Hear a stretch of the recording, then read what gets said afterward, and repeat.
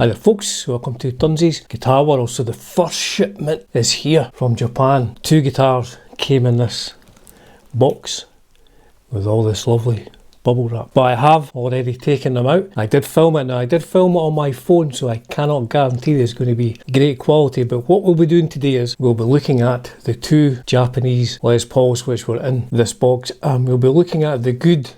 So if I had to sum up this guitar, this Burnie guitar in one word, that one word would be wow. And we're looking at the bad. Oh man, look at that string. Now a couple of show notes here. As I said, a lot of it was filmed on my phone, so I can't guarantee great quality for pictures and audio. Another thing is I've actually started working them, so if you see dirty fingernails, it's because I've been doing work on these. I've been taking some paint off.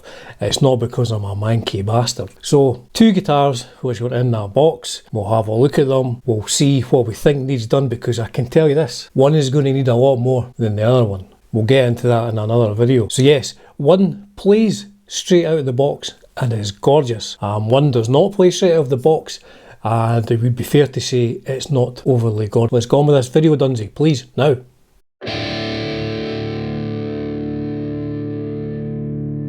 So here it is, fingers crossed on this one. It looks like a dog's paw print. Let's get this open now. Again, I'll fast forward through the noisy bit.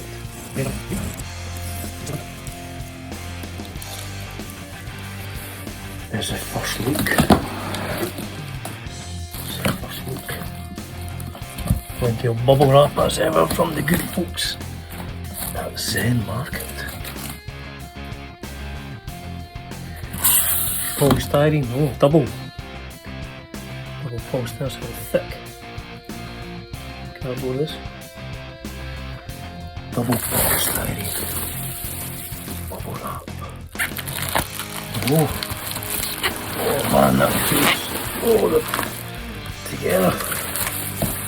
2-for-1 deal. Japanese newspaper.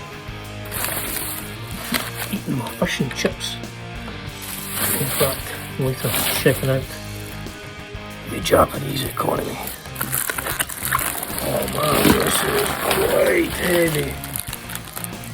So, I think what I'll do is I'm just going to stop making that noise.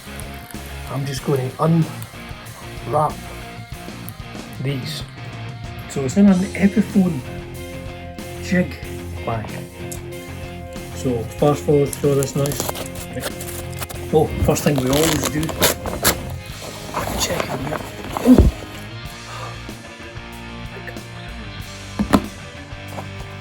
So I think the chances are some Western focus. If I can find where this case opens.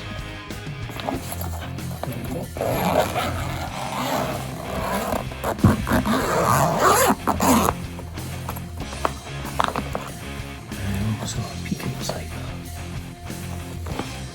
Now I'm worried about this one. I'm worried this could have a cracked neck.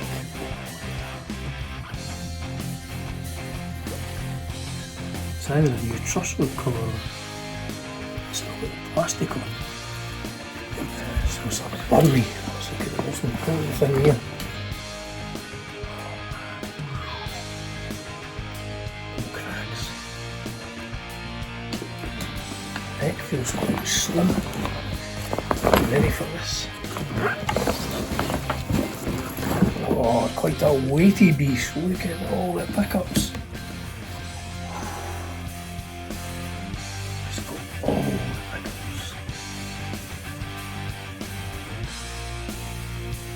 Whoa, fitting, binding, a lot. So that is guitar number 1.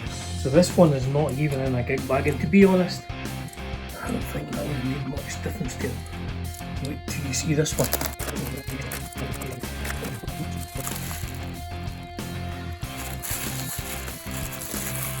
Oof. What does it say? So I'll be honest, I got a little bit excited there. Just waiting to see what's going on with it. Oh man, look at that string. Well, I might use this for the thumbnail. Jeez, really. So I think someone's been playing this left-handed. There's a spider's web in there. Fuck. That's like leather. Fingerboard's looking like it may need some oil or something like that. It needs something. And this is a Greco Super Real. Oh my goodness.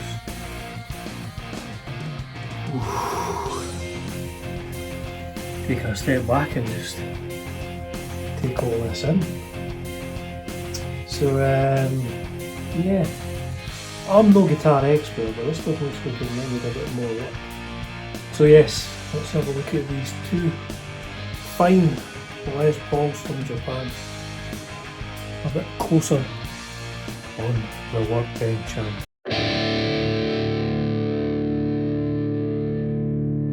So yes, let's take another minute just to take this all in. So what do we have here? We have a very corroded Bigsby type of trem. Strings have seen better days. This looks like some kind of hand paint that's going on. Some customization of the pickups around there. And definitely some customization of this. Look at the height of those pole pieces. And this appears to be leather. So, quite something else. Look at the fingerboard. Look how dry that fingerboard is. Holy smokes. Oh, don't know what that is. And again, some customization up here on the headstock. Super power. My goodness. The nut move? Oh, the nut moves as well, that's good. So, yeah. What are we going to do with this? So I think we're going to need to put something on here to try and restore this a little bit. Frets, polishing, need to change this, put a proper humbucker in there. I'm guessing that this won't work, but you never know. Now, in terms of bridge and tailpiece, don't know if I'm going to try and salvage this or take this off, because it's still got the studs in there. If I took this off, I would have 1, 2, 3, 4 holes to fill. And I'm going to try and have to get this paint off, because underneath I think this is a sunburst Les Paul. So how am I going to get this off? Well, there's another thing, this will need changed as well. That looks like it's completely broken. Apologies if my camera's going out of focus all over here. So yeah, somebody's been playing this left-handed. That's another thing as well, they've taken away all of the controls. I look from the inside, you'll be able to see that those have all been filled, so there are no controls on it at all. Now let's flip it over and let's see what we can do. Oh my god, look. So right now I will put in a picture of what this looked like in the auction, and there's what it looks like now. And how did I get all that off? Well, I'll tell you all about that in the restoration video. So let's look inside. So I think this is not a solid top. I think this is an EG450, I think, because it appears to be like a top over it, like a sycamore top, and it's kind of semi-hollow inside. So that'll be interesting to test what the sound is. So there's no controls there, I will need to drill these out. But look at what's underneath. All that horrible black gunk. So I'll do the same thing, try and get all this off. Look at the tuners. And I've cleaned it off, so we have a serial number of 1, so it's 1981 Super Power. So get all this horrible gunk off, try and clean the tuners up a little.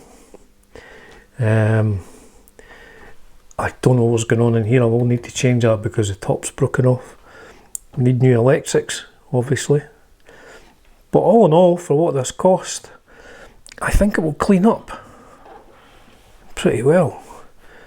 But, I mean, that's really quite the picture there. It does need a little bit of work.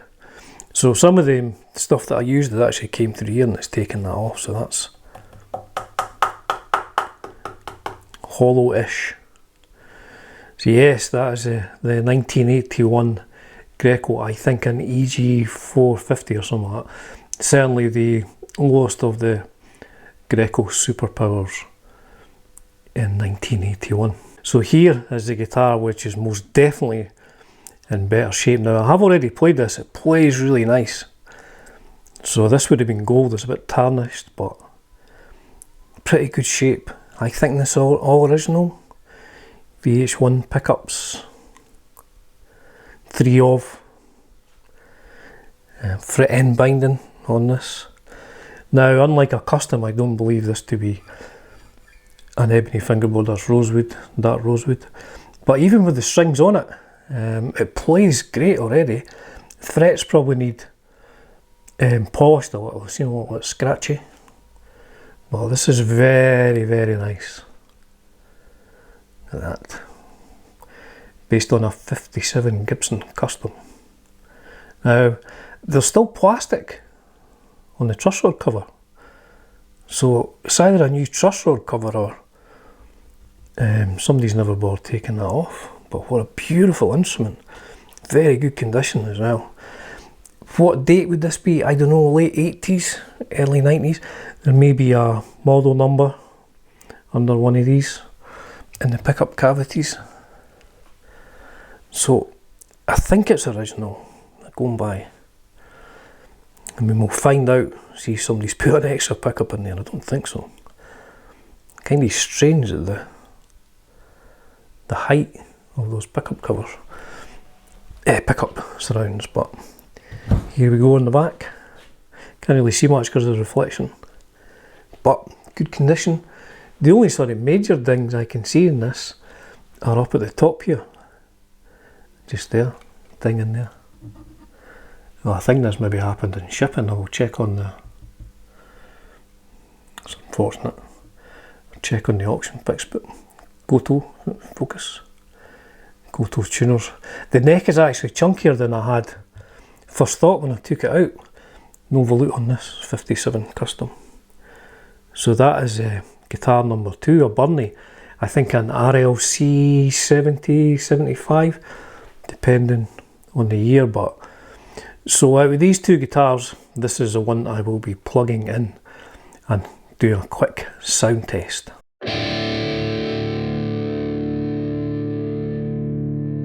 So if I had to sum up this guitar, this Burnley guitar in one word, that one word would be wow. Man, this is beautiful. This is a beautiful guitar based on a 57 Gibson Les Paul Custom. I don't think it needs much done to it at all. I think the frets just need a little polish. But this is in full working condition, so there will be some tones from this, but there will be much more when I do a full video on the specs of this. Is this a heavy guitar? Yes. Yes, this is quite a heavy guitar, but absolutely beautiful. So that is guitar number 1, and the one word we're saying is wow. Now on to guitar 2. Now if I had to sum up this guitar, this Greco Superpower from 1981, sum it up in one word, it would be fuck. And then open brackets, it's in a bit of a state, close brackets. So yes, as we saw on the workbench, this is definitely going to need a lot of TLC. Now, come as no great surprise, I'm not going to plug this in because it's well, it's not in tune, but it's set up left-handed, so yeah, there's no controls in this or anything like that. But I think underneath here, I could be proved right here because I have actually stripped the paint off from the back, hence the dirty fingernails if my camera will focus on that. I say I'm not a manky bastard. I've actually been doing some work on this. I couldn't wait, actually. I couldn't wait to have a look underneath. So I think this is going to be, on the top, this is going to be a sort of cherry sunburst Les Paul, set neck Les Paul.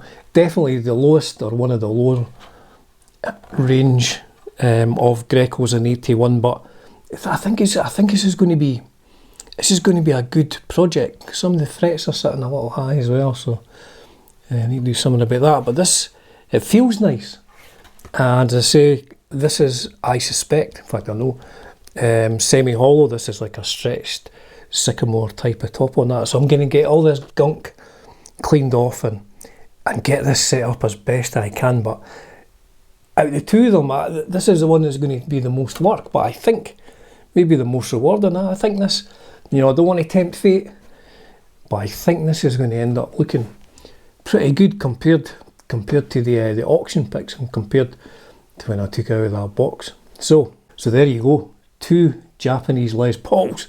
Oh, this one's heavier than that one. 2 Japanese Les Pauls, both black. However, this one I expect is going to be cherry sunburst underneath. One is a Burnie from the, I think, late 80s, early 90s. And the other one is a Greco from 1981, going by the serial numbers. So the good and bad of guitar, important, although there's nothing bad about this. I like the challenge of trying to bring a guitar back to life. Now, let me know in the comments, actually, regarding the headstock. It's obviously been shaved off a bit. Now, I have a couple of friends who are joiners by profession, chippies, as we say here in Scotland. So I could ask them to actually fix that, put it back to a normal shape, but would you leave it? I try and leave guitars, I try and get them playing as best I can, and not to change them way too much. I mean, obviously this needs stripped because it just looks terrible, but sometimes it's good to leave something of the previous owner on it. I mean, nothing rude, I don't mean I'm going to leave some of their DNA on the fingerboard, or worse, but you think I should just leave it like that, so it's got a story. People will say, why is that guy playing the pointy headstock Les Paul? So yeah, let me know in the comments, would you fix the headstock in this, or would you just leave as is and make it have an interesting story? Oh, there's the FBI outside. As ever, folks, it's a privilege and a pleasure bringing you content on Dunsies Guitar World. I forgot to turn my sign on. Oh, just for now.